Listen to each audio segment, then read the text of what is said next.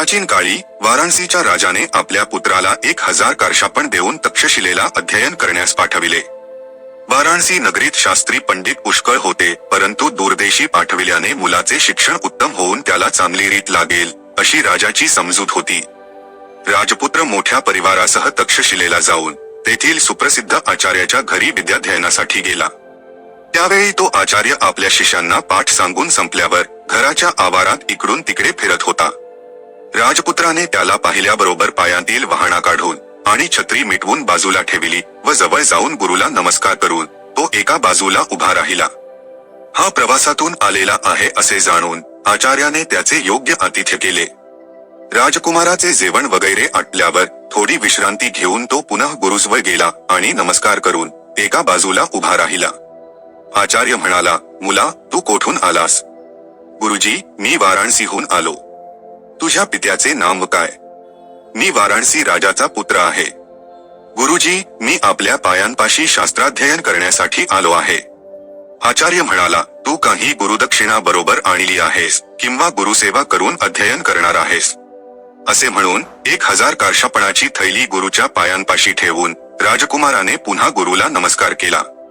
त्या काळी आचार्याला दक्षिणा देऊन शिकणारे आणि आचार्याची सेवा करून शिकणारे असे 2 प्रकारचे शिष्य होते. त्यांना अनुक्रमे आचार्य भागदायक आणि धर्मांतेवासिक असे म्हणायचे. धर्मांतेवासिक दिवसा आचार्याची सेवा करून रात्री अध्ययन करीत असत आणि आचार्य भागदायक वडील मुलाप्रमाणे सगळा दिवस फावल्या वेळी अध्ययनच करीत असायचे. तो आचार्य रोज आपल्या शिष्यांना घेऊन नदीवर स्नानासाठी जात असे. एके दिवशी रस्त्यात एका बाईने तिळांची वरील टरफले काढून ते वाळत टाकले होते. वाराणसीच्या राजकुमाराला ते स्वच्छ पांढरे तीळ पाहून लाळ सुटली. त्याने हळूच एक मूठ मारून तोंडात टाकली. म्हातारी हे कृत्य पाहून मुलगा जरा लोभी आहे असे म्हणून चूप राहिली. पुन्हा दुसरे दिवशी आणि तिसरे दिवशीही राजकुमाराने हाच प्रकार केला. तेव्हा म्हातारी क्रोधावेग सहन करण्यास असमर्थ होऊन, हा प्रसिद्ध आचार्य आपल्या शिष्याकडून माझे तीळ लुटवितो असे मोठ्याने ओरडली. आचार्याने मागे वळून काय घडले याची चौकशी केली. म्हातारीने घडलेला सर्व प्रकार निवेदन केला. तेव्हा आचार्य म्हणाला, बाई, तू याचबद्दल वाईट वाटू देऊ नकोस. जी काय तुझी हानी झाली असेल तेवढी किंमत तुला देण्यात येईल. म्हातारी म्हणाली, महाराज, एवढ्या तिळांची किंमत घेऊन मला काय करावयाचे? पण हा मुलगा पुन्हा माझे तीळ खाणार नाही याबद्दल खबरदारी घ्या म्हणजे झाले. आचार्य म्हणाला, आतांच्या आता त्याला मी शिक्षा करतो असे म्हणून आचार्याने दोघा मुलांकडून त्या राजकुमाराला पकडून आणून त्या म्हातारीच्या पुढे उभे केले आणि त्याच्या पाठीवर जोराने 3 छड्या ओढल्या. राजकुमाराचे मन इतके संतप्त झाले की आचार्याचा सूड कधी उगवीन असे त्याला होऊन गेले. उपाय सापडल्यामुळे खाली मान घालून मुकाट्याने तो गुरुगृही चालता झाला. राजपुत्र आपणावर मनातल्या मनात रागावला आहे ही गोष्ट आचार्याला देखील समजली, परंतु आपले कर्तव्य आपण केले आहे असे जाणून त्याला त्याची मुळीच पर्वा वाटली नाही. काही दिवसांनी अध्ययन पुरे करून राजकुमार वाराणसीला जाण्यास निघाला.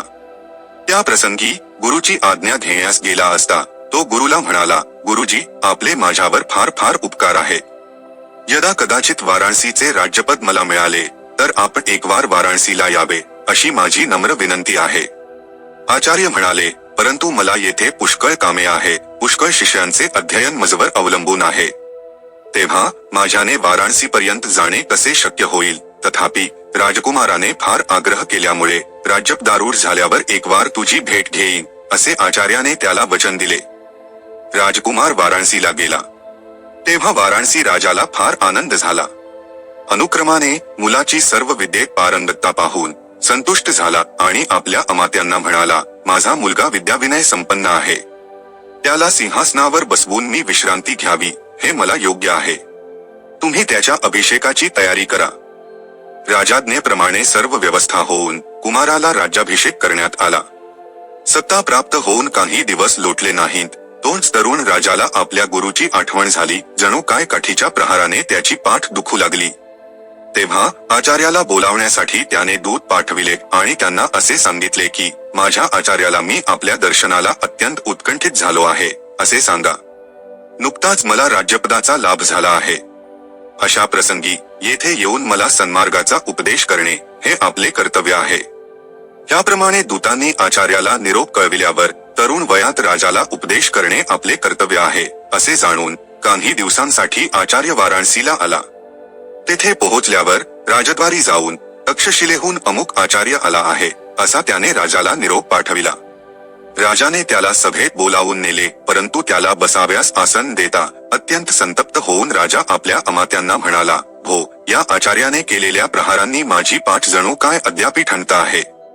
हा आपल्या कपाळावर मृत्यू घेऊनच आला असावा. आता याला जिवंत जाऊ देऊ नका. ते तरुण राजाचे भाषण ऐकून आचार्य निर्भयपणे म्हणाला, चांगले वळण लावण्यासाठी जे दंड करीतात त्यांचा थोर पुरुष राग मानित नाहीत का की हा दंड दृष्टपणाने केला जात नाही.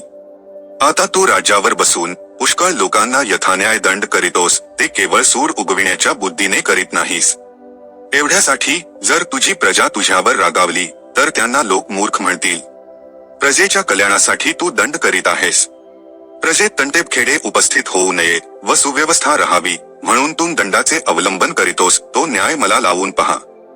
मी जर माझ्या शिष्यांना योग्य वळण लावण्यासाठी दंडाचा प्रयोग केला तर मला कोण दोष लावी. माझ्या फायद्यासाठी मी तुझ्यावर प्रहार केला नसून तो तुझ्याच फायद्यासाठी केला होता. समज, मी त्यावेळी तुला दंडन करिता हंसलो असतो आणि परस्पर त्या बाईचे समाधान केले असते तर तुझ्या खोडी वाढत गेल्या असत्या. हळूहळू तू लोकांची भांडीकुंडी चोरली असतीस आणि त्यामुळे राजपुरुषांच्या हाती लागून तुला त्यांनी दंड केला असता. अशा कृत्यांनी निर्लज्ज बनून तू मोठा बंडखोर झाला असतास आणि जर हे तुझे वर्तन तुझ्या पित्याच्या कानी आले असते तर त्याने तुला कधीही राज्य दिले नसते. म्हणून मी तुझ्या लोभाला मुळांतच खोडून टाकिले, हे योग्य केले असे समज आणि माझ्या विषयी विनाकारण वैरभाव बाळगू नकोस. राज्यपदावर बसलेल्या माणसाने सूर उगविण्याची बुद्धीन बाळगता योग्यायोग्यतेचा निस्पृहपणे विचार केला पाहिजे. हे आचार्याचे भाषण ऐकून तरुण राजा अत्यंत लज्जित झाला.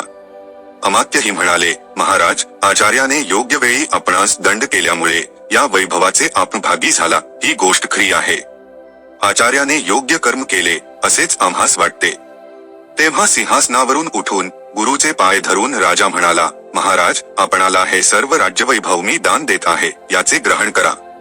आचार्य म्हणाला, मजसारख्या विद्याव्यासंगी ब्राह्मणाला राज्य घेऊन काय करावयाचे आहे.